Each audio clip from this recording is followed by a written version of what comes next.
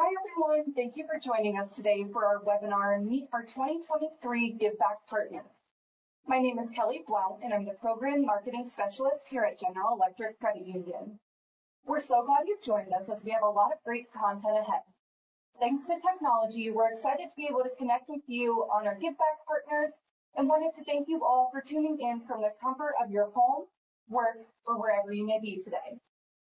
Before we get started, I wanted to take a quick moment to explain our Giveback partnership here at General Electric Credit Union. To deeper our commitment to the community even further, each year, 3 local nonprofit organizations that mirror the philosophy of people helping people are selected as our Giveback partners. We invest in them through financial contributions, volunteer time, and other opportunities. This year, our Giveback partners include Be Concerned, Nest Community Learning Center, and Yellow Ribbon Support Center. Today, we're excited to share a little more about each organization, how they make a difference in the community, and ways to get involved. So with that, I'm going to turn this over to Andy Brunsman, Executive Director of Be Concerned, to kick us off. Andy, the floor is yours. Thank you so much, Kelly, and good afternoon, everyone. And thank you guys for having me. As Kelly said, my name is Andy, and for the past 10 years, I've had the privilege of being the executive director for Be Concerned. But Be Concerned is Northern Kentucky's largest and longest operating free food pantry. We were founded in 1968 as a Christmas program called the Christmas Store. We still run that program today, and we have kind of multiple locations as we've grown. So our main hub is a large food pantry in Covington. And then in 2019, we added a second one in Erlanger on Graves Avenue. And then we also have an on-site food pantry at Mount St. Joe. Both of our food pantries provide monthly food to families and individuals in need. And then we also operate thrift stores that allow people to get like non-food items that they need, but they're also open to the public to generate revenue. We serve about 1,500 families a month right now. That number is greatly up since COVID. So we are seeing actually a higher demand in the free food world now than we were, say, in March 2020 when COVID stopped the world. But we serve primarily customers residing in the northern counties of Kentucky, but most of those are low-wage working families and individuals or senior parents, or single parents or senior citizens. But we've learned during times like COVID, it's oftentimes the middle class that's left scrambling. So during times of emergency, like the federal workers shut down a few years ago in COVID, we will open the pantries here for anybody who needs the food. The beauty is we're privately funded, so we have the freedom to do that when we need to. And at the end of the day, there's really no reason we can't feed anyone. So when they come across from Cincinnati or Indiana, we serve them as well. So our pantries are our main staple product. That's what a lot of people like about Be Concerned. It is one of our oldest programs. But we not only give families and individuals food, but the goal is to provide them good quality and healthy food as well. So it's not just donuts and white bread. We really work hard at Be Concerned to make sure we have items like fresh produce, items that are expensive at the store. And we know in the long term, the more we can get families eating healthier today, the less long-term health issues everyone's going to have in the future, and that helps all of us with rising healthcare costs.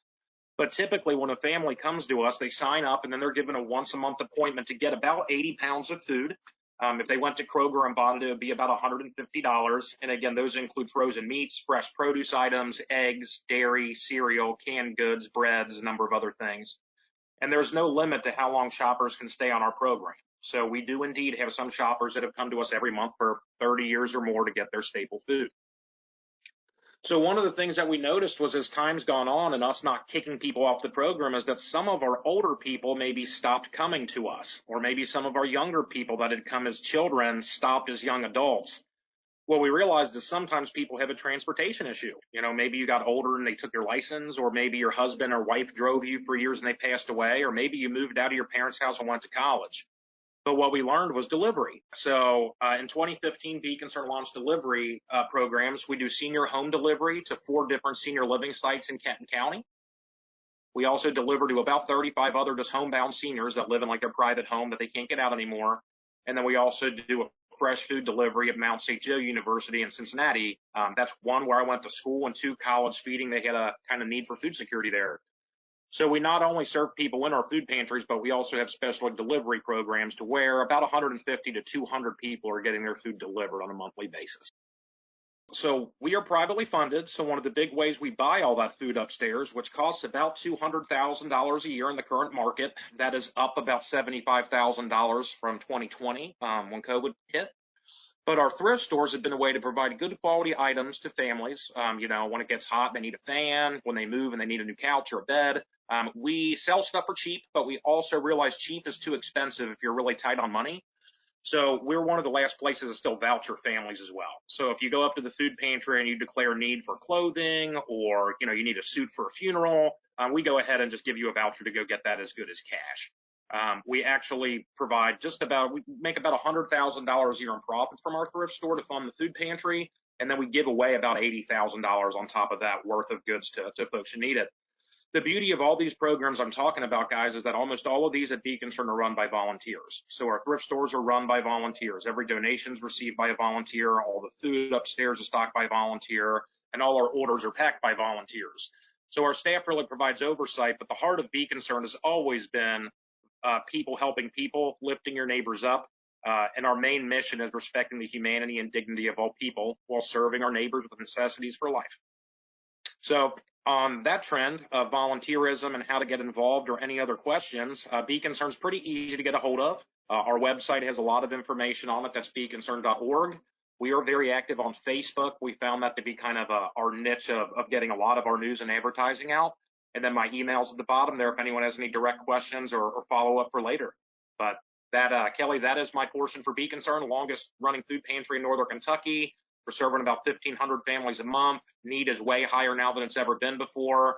And at the end of the day, we can help anyone that needs the help. They just have to come here and ask. Awesome. Thank you, Andy, for sharing the incredible ways Be Concerned is serving individuals and families across the Tri-State. So I did want to let everyone know we're going to go ahead and do a Q&A portion for Be Concerned. So if you have any questions about the organization or any questions for Andy, go ahead and submit that using your chat feature. And we will have a couple minutes right now, and if we don't get to all of them during this time, we may have some time at the end that we could get to them as well. So the first question we have is, Andy, is there anything you wish more people knew about Be Concerned? Yeah, a lot of people just aren't familiar that Be Concerned is a food pantry. And I think that the biggest thing I want folks to know is that Be Concerned is a privately funded food pantry, and that finding dollars and support, both volunteerism and monetary support, has been really hard in post-COVID landscape for places like us. So it's actually been hard for us to keep up with this level of demand because we're not at the forefront of the news like we were during COVID. So basically more work is being done now than ever before, and it's just really hard to get that story told and to get people kind of motivated behind it again now that the rest of the world's back open. The next question is asking, what types of donations do you take? And then besides food, will you take clothing and household items? And how does one go about making that donation? Sure. So we do accept donations at our sites. We take food donations, we take clothing donations, furniture. We say if it's a usable product that's in good repair and someone can get some more life out of it, that's typically a donation we would receive. We try to stray away from like super heavy things like 1,000-pound desks, but we do take pretty much any clothing, household goods, furniture, knickknacks, really anything you can imagine wanting to donate, we would accept. We take those Monday through Friday from 9 to 3 typically as our advertised hours when we're guaranteed to have volunteers here. But if we ever need to be outside of that window, you just send me an email and, we can set up donation drop off or whenever works for you. If somebody is interested in becoming a volunteer, how do they go about it? So on beconcerned.org, the website, there's a sign up genius link. So there's options to give of your time, your talent, or your treasure. And if you click donate time, it will take you to our sign up genius link. We try to keep that running like 6 to 8 weeks out with opportunities where we have need. And then we are developing for larger groups like GECU. We're starting a spin off of that with some what we're calling team building volunteer opportunities to where there are things better suited for maybe a larger group of 7 or more. But beconcerned.org is where we have a lot of those volunteer options posted. And then it looks like this might be our last question. What are Be Concerned's largest fundraiser events throughout the year? So we have a large golf outing every September. So September 7th and 8th this year is Be Concerned's 25th golf outing. It's got a birthday this year, so it's kind of a milestone event for us. That typically generates that other $100,000 we need aside from the thrift store to run the food pantries. And then seasonally, we do raffles. So on that Be Concerned website and our Facebook page, right now we just launched a Taylor Swift ticket raffle for her upcoming concert here in Cincinnati. And then we have a set of Bengal season tickets, 18 tickets for all 9 games next season that we're raffling off as well. So raffles, our golf outing fundraiser, and our thrift stores are the main way that we make revenue. That sounds awesome. I know those are big events, so that is very cool. That is going to conclude our Q&A for Be Concerned. Again, if you have any questions as we move forward, still go ahead and submit that in the chat. And if we have any time at the end, we will save that and do that then. But thank you, Andy. We are going to go ahead and move on to our next Giveback partner. So with that, I'm going to turn this over to Evangeline DePole, founder and executive director of Nest Community Learning Center, to teach us a little bit more about the organization. So Van, over to you. Well, thank you so much, and welcome everybody. Thank you for taking the time to listen in. So I am the founder and executive director of Nest Community Learning Center. We were founded in 2016, and we were founded with the mission to take away all the barriers that at-risk kids have to get a good education and all the things that make them struggle to get that good education. And what I mean by that is that when the war on poverty was started in 1964, we had about 13.25 million kids in poverty. We have spent as a country trillions and trillions of dollars on that war on poverty, and yet ratio-wise, we now have more children living in poverty than we ever did before. Interestingly enough, too, since 2012, there are more kids in poverty living outside the urban area than there is in the urban areas of our country. And when you live out in the suburbs and rurally, you don't have a whole lot of safety nets in every avenue, whether it's health, whether it's food, whatever it happens to be, you really don't have as much as you do downtown. So Nest Community Learning Center was developed to attack that gap of educational underprivilegedness, if you want to call it that, in the suburban and urban areas around Cincinnati. So what we do is we take all the barriers away from them getting that help by having our program on wheels. We purchase large RVs, about 37-foot or so, late model RVs. We remodel the insides to be a very high-end classrooms. We have libraries of 600 volumes in them. We have printers. We have we have everything that you need actually for a very high-end after-school program, including all the projects that they need, as well as all the other support to support the whole child. We know in order for us to get the biggest bang for our academic efforts with our children, we need to support the whole child. So we intentionally help them nutritionally by feeding them when we're there. We also do sports with them because we know that sports actually releases enzymes in the brain that help with memory retention and also with executive functioning skills. And this is one of the reasons that a lot of these kids struggle in school. So that brings me to why we do everything the way we do it. And that is basically because in order for children to learn that live in poverty, the majority of them have gone through some sort of trauma. Now, everybody can go through trauma, but children in poverty specifically make up that demographics. And when children go through trauma, it affects the way they learn. We as a country have not changed the way we teach our children in 150 years, but kids have gone through more and more trauma that affects the neurological growth of their brain. We know that the brain does not finish actually growing until we're well in our 20s. And as it grows, depending on the trauma that we've been through, how we assimilate with it, and what it does to us affects so much our health, our well-being, our the way we sleep. We've learned that with children that have a lot of trauma, they're sicker than other children. And the good news is that we can meet these children where they are.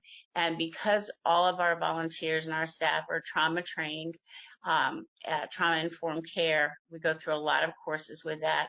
But we also approach teaching these children from a neurological standpoint. And by what I mean by that is not only do we meet them where they are, as far as, are they struggling in math? Are they struggling in reading? Where are they in school? What is going to help us help them move forward and feel successful in school? So we have developed a teaching protocol, a system, if you will, where we do meet these kids. We pull all these pieces together, and I'm very proud of our staff and the way we've done things, because in the last 5 years we've been awarded 14 awards for our work in with this demographic and with these children. Now, when I say we support the whole child, we support them all year round. We have a summer program. It's a skill retention program that we disguise as summer camp, although they're very well aware of what we're doing. We also have an early learners program to be able to get these kids ready for school. We know through study after study after study that kids in poverty, when they enter kindergarten, will typically be behind their middle class peers about 18 months. And for a huge percentage of those kids, they will never catch up their entire academic career. So that is a huge focus for us. Again, we go to them so they don't have to, we're literally steps outside their apartment complex.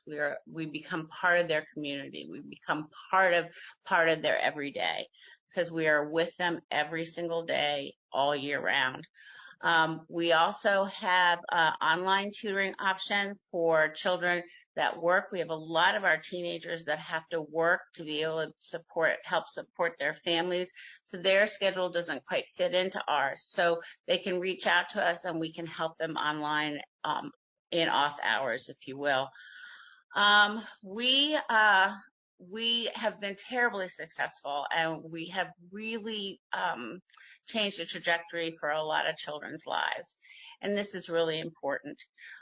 We know that most of the money since the war on poverty was declared was spent on things that are terribly important for children: food, clothing, shelter, medical care. But we also know by study after study that the only thing that's going to truly change the trajectory of these children's lives is education, because that gets them a good job, and we can actually start breaking the back of generational poverty, which we're almost in the 4th generation of. And then when COVID hit, it just made everything even worse. And right now, we are not only struggling with poverty, but we're also struggling with other factors that these kids are dealing with. We are the number 3 state in the nation, and ratio-wise, for trafficking children for sex in Ohio. It's a very sad statistic, and it's not okay, obviously. And most of these children will come out of poverty. Dayton right now is the opioid capital of the United States because of the 71 and the 75 corridor. And for us, that's very tragic, because we all know about the fentanyl. We all know about the suicides. We all know about all those things. And we're hoping that just with being in these kids' lives every single day and building relationships with them and traveling with them year to year to year to year to help them become successful through the academic lens, may, God willing, change some of that. If anybody is interested in helping us out, finding a little more about what we do, we have we have a lot of volunteer opportunities, but we also have a lot of opportunities just to help us get the word out, which is huge for us. They can go ahead and get in touch with us at through our website, which is nestclc.org, or you can always email us or email me at edevol, edevol @nestclc.org, or you're welcome to call our main number, which is 513-781-1238. All right, thank you, Van. We will go ahead and open up Q&A for Nest Community Learning Center. So if you have any questions for this organization or for Dan, go ahead and submit that using your chat feature. Our first question is, what is the goal for Nest in the next 5 years? The goal, we have an expansion plan that got a little derailed with COVID, but we are expanding school district by school district, because what makes Nest very successful is that it's a community coming together with the community for the community. Who better to know the community and what their resources are or not than the people that live in that community? And wrapping your arms around these kids help the kids, but it also helps the community. Right now, we are in the Loveland School District. We actually have 1,500 children here that are at or below the poverty level. And just before COVID, we went out to the Claremont Northeastern School District, which is one of the poorest in Claremont County. We will be expanding in this next year. We have lots of offers of people that have found out about us school districts, and so we're not terribly sure where we're going to go. It may be Milford, it may be Princeton, we have no idea. But we would like to go to a different school district every 2 years, set up shop, bring all of our stuff, teach the volunteers that live within that community how to do what we do, and then we take our hands off of it, other than wanting to help them with questions or being their guide or their mentors or whatever, and we will let them own this very successful award-winning program. That's awesome. Our next question is, could you share an example of the way you've seen the Nest Community Learning Center work make a difference in students' lives? Oh, I would love to. I love that. I have several actually, but when we first began, I had a 7th grader, a young lady who was making all D's and F's and didn't want to come to Nest, but her mom made her. She was determined that she was going to get kicked out of the program just through her behavior. I'm a heck of a lot more stubborn than she is.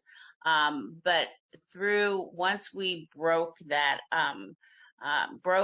idea that she didn't matter, that we really didn't want her there, that she couldn't learn, she was dumb, she was stupid, we established a relationship with her and found out what all her dreams and all the aspirations that she had for herself.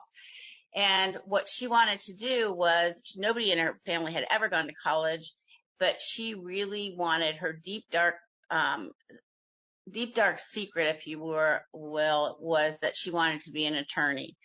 So we do that. Actually, we always ask our kids what they want to be and keep that dream alive in front of them and actually use it as a learning tool. So when she used to get really frustrated about reading something and having to learn the comprehension and answer all those questions, we would often say to her, when you're an attorney, you're going to have to read an awful lot of stuff and be able to pick out exactly what's important, what isn't. You're just training for your future job. Well, fast forward, she's now graduated from high school. She's changed what she wanted to do with her life. Decided she wanted to be a nurse.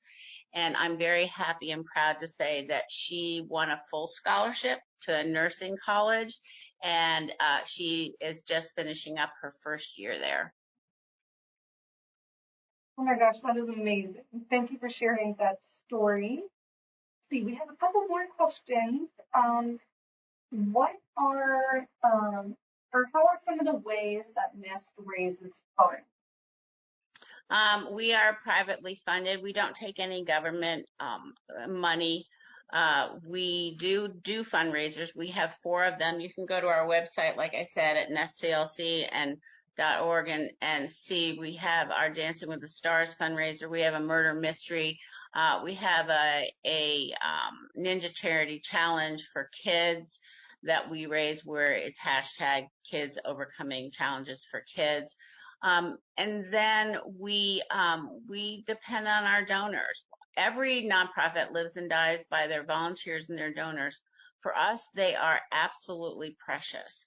Other than our kids, who are precious and who have dreams and aspirations that we just want to come along and encourage and give them what they need to be able to get where they want to go. Our donors and our volunteers are very important to us, and we've been very successful with that. Money has tightened up all over the place since COVID, and a lot of nonprofits have gone under. So for a lot of investors in nonprofits or foundations, they really are looking for something that's very sustainable. And I'm very proud to say that our record, and we're in our 7th year now, shows that we are very sustainable and that we are going to be here for the long run. And we'll go ahead and end on this last question. It sounds like Nest has some very unique fundraisers. Specifically, your Dancing with the Stars event. I know that's such a large event. Can you share kind of where that idea came from? It actually came from the lady that heads up our fundraising, April Braddock. She came to us with this idea of having a Dancing with the Stars event, and it took off.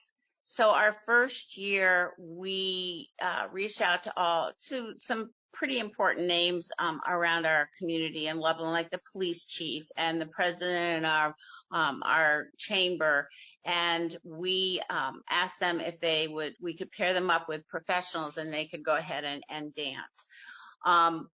It was such a success. I think the first year we brought in 40,000, that we did it the second year. And then when COVID hit, we had to switch gears. So instead of dancing with professionals, we had couples dance together, husband and wives. So that we could still go ahead and do that. We have wonderful sponsors like yourselves for that event, and it just keeps getting bigger and bigger every year, and we more and more successful every year. And it's a heck of a lot of fun, especially when someone's dancing that you actually know in the community, and it brings the community together in ways that a lot of other fundraisers don't. And we're very blessed to have a community that we already have all that figured out.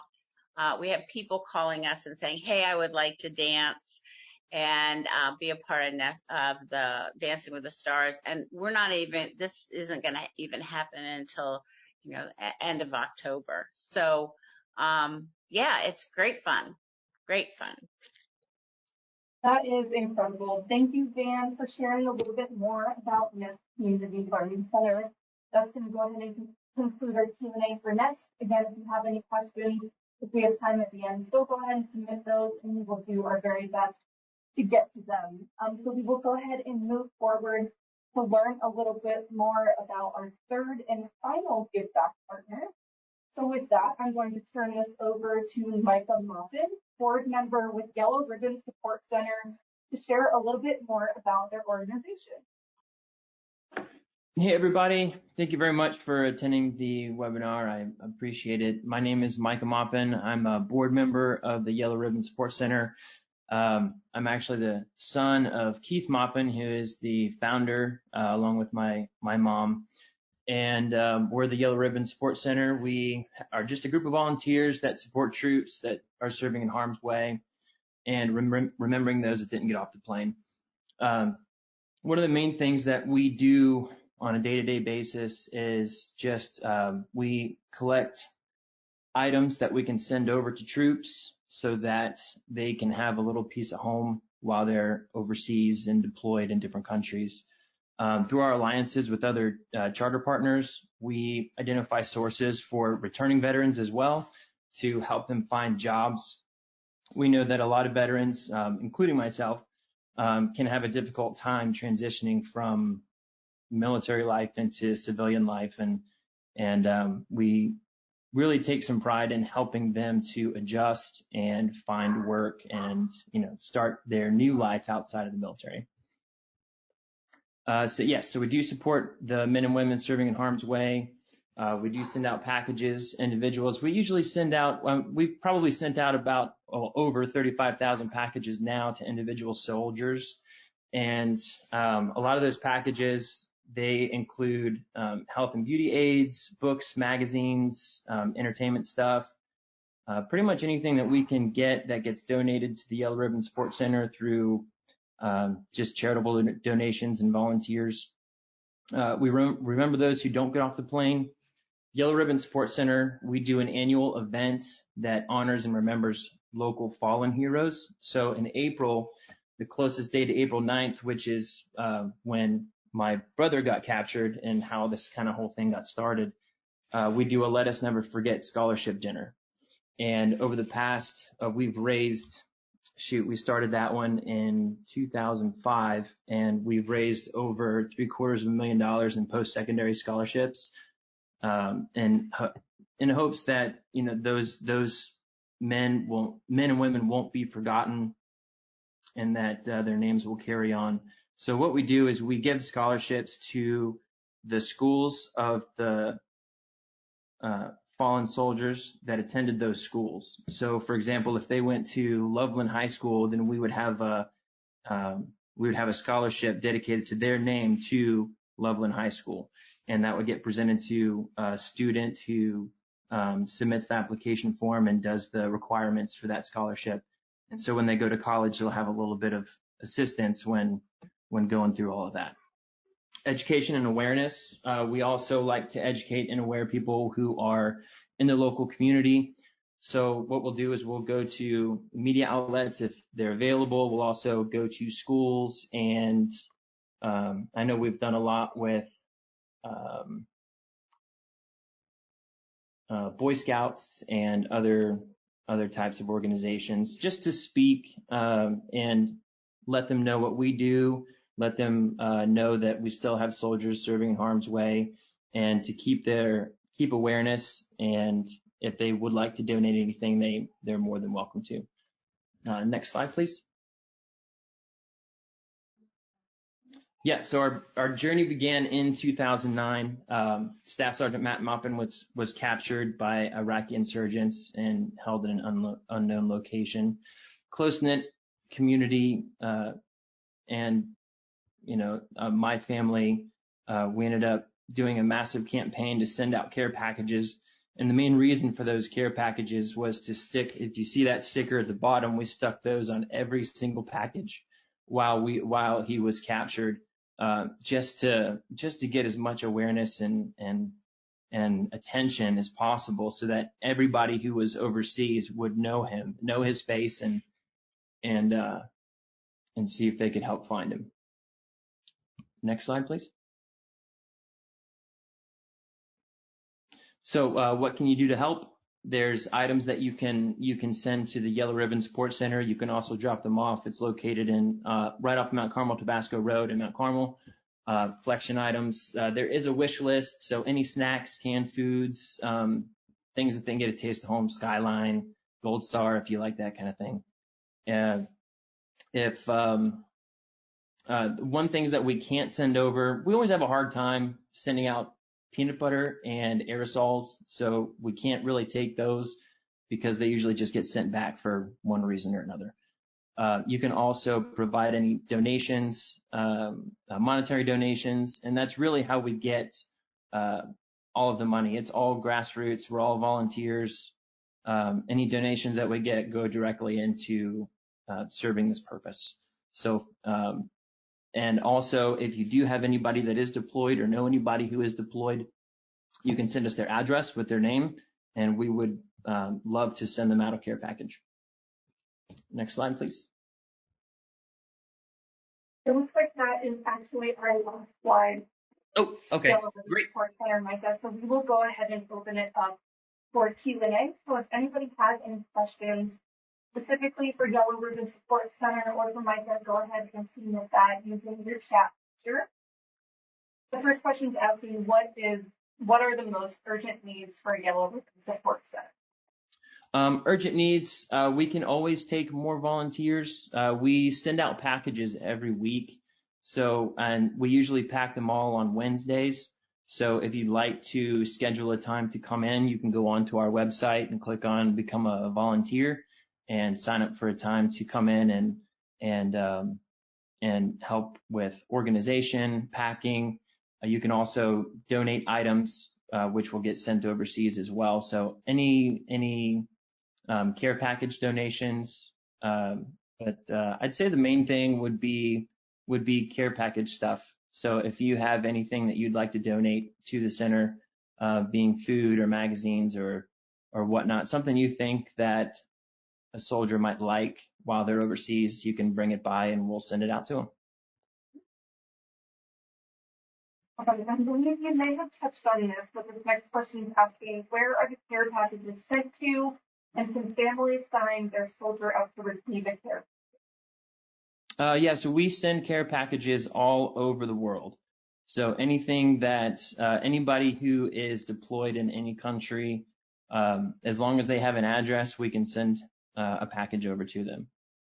And as I mentioned before, if you would like a soldier that you know that is overseas, if they would like to have a care package, then we can make one especially for them. And if you would like to bring something specifically for them, you can also let us know so we can make sure that's in the right package.